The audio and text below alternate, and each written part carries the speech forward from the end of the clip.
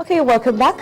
This is Business Morning on Channels Television. Just before we went on break, we were talking to Sam Amadi, and of course, here to give us another perspective into the development in the power sector is engineer Aaron Nwodika. He is the CEO at JKN Engineering Limited. Thank you for coming on the program.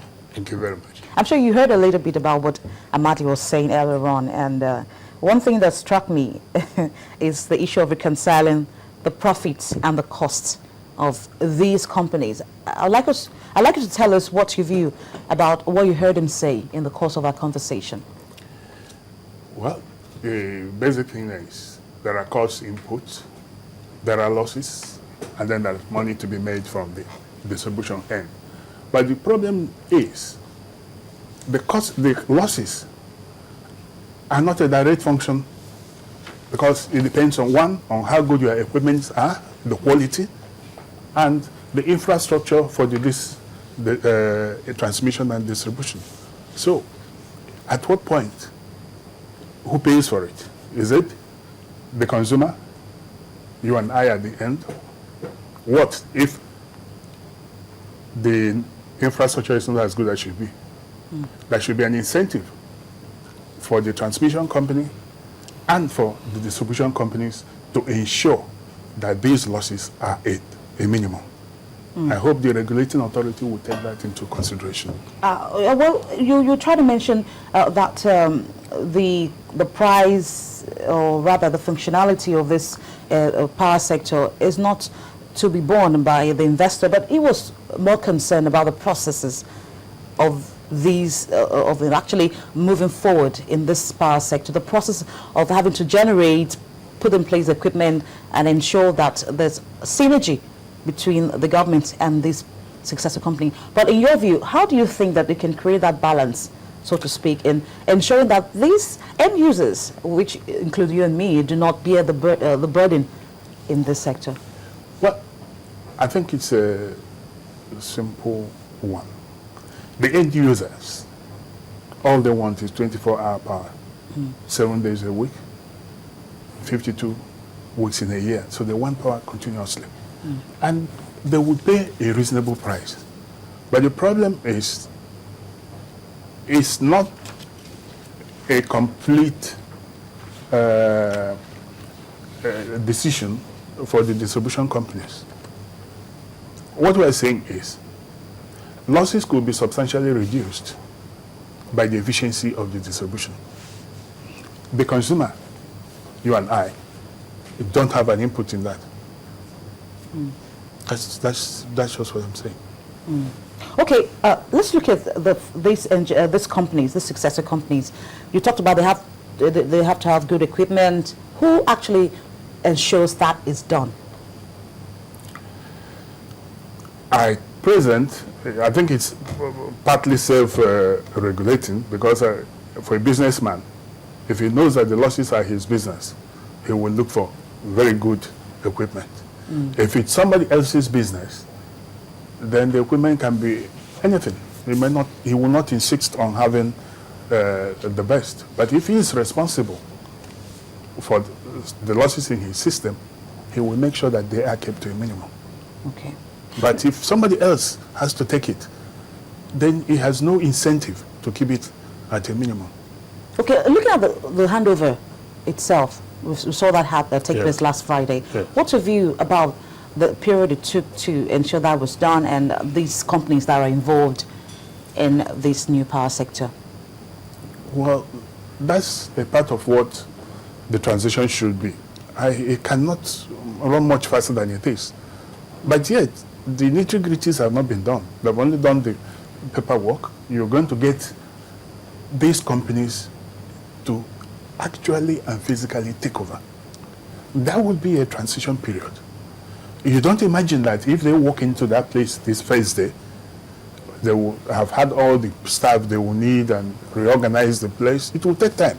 And how this transition is managed is going to leave a lasting impression on all of us on how the distribution companies will go. I think the major thing is that the transition should be well managed.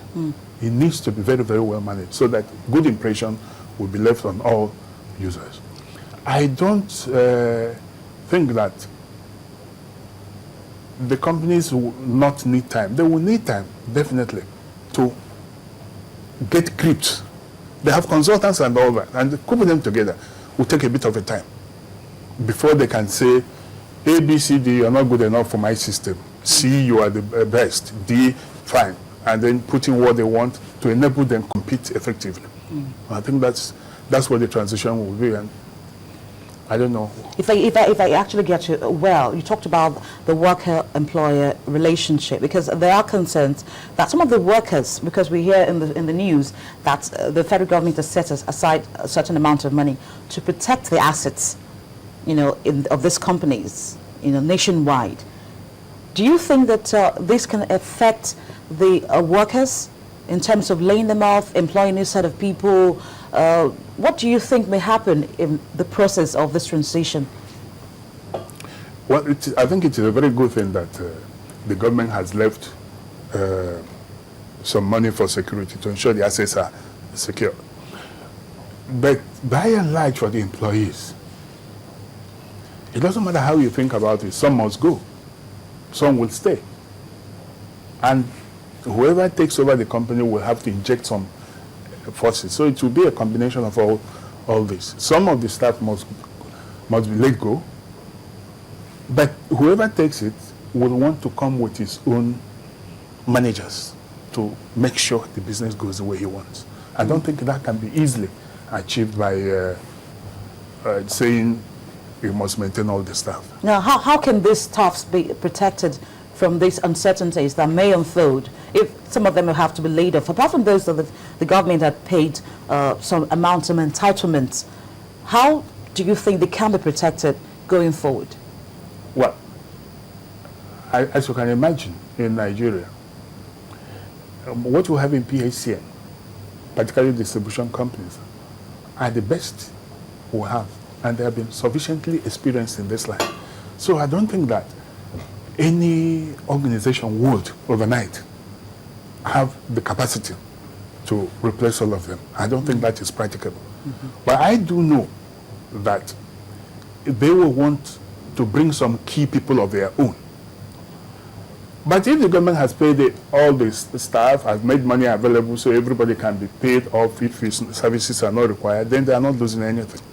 Because at the end of the day, if you go to a job, there must be a time to give up. So, so long as they are giving all the entitlement and gratuity and pension for services they've had, I don't think that will be an issue. Now, while I was talking to Amadi earlier on, he talked about government putting aside some money in subsidizing the supply of electricity in Nigeria. Do you think that with the coming on board of these new companies, these will be stopped, and how soon will that take place? I don't think we are going to be able to do without subsidy in the very near future, because it costs a lot of money to put the infrastructure in place, and all over the world they are in one way or the other partially subsidized. The new companies will have a lot of planning to do. They will have a lot of money to invest. But in the interim, they will also need all the help they can to land properly before they start running.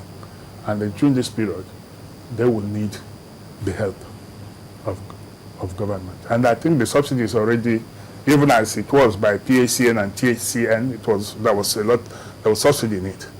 Because I know that most of the capital projects are done by the government, and I know they were not, if they follow the expansion system, that they were all not making profit.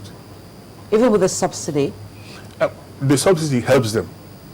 But what I'm trying to say is this: if they have to carry their capital project without support from government, as it was, it will not, because electricity demand continues expanding. So the infrastructure will continue, the generating system will continue expanding, the transmission system will continue, the distribution will continue. Just as you have many new layouts and so forth, you need to keep expanding this.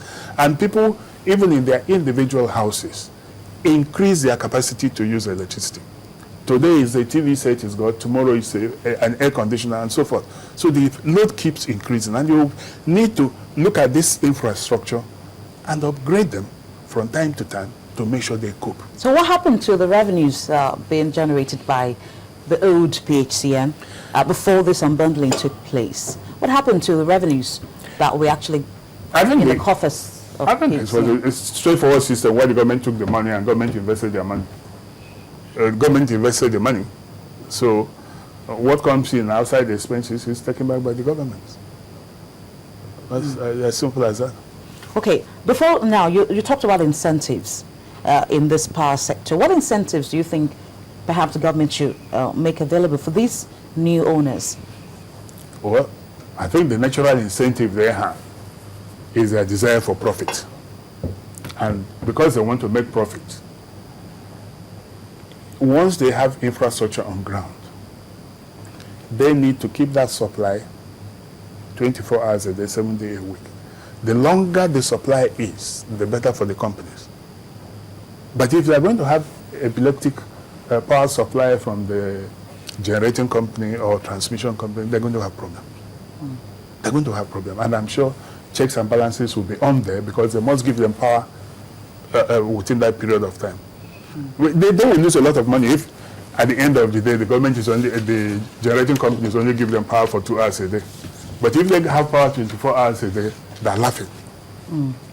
All right, thank you so much for your time. I think I have to let you go. Thank you so much. I have been talking to engineer Nwodika, Nwodika, and he is the CEO of JKN Engineering Limited. He's been talking to us on the power sector. What should we expect from the government? And of course, preparing the end users for what may come up later in the course of the transition and the processes involved in actually get things up and running.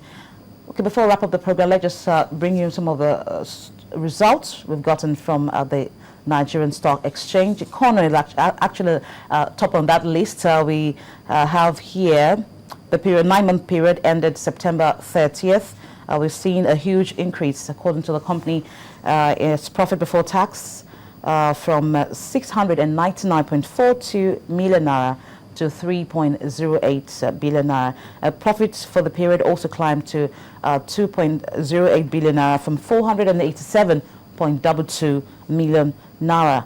In its this period, the company said it declared a revenue of 121 billion naira from 114.77 billion for the same period. More earnings are actually coming into the Nigerian Stock Exchange. We hope to get you more on tomorrow's edition of Business Morning. I want to thank everyone out there for sticking with us. We hope to see you same time tomorrow. Thank you for watching. I am Bolaji Akinwale.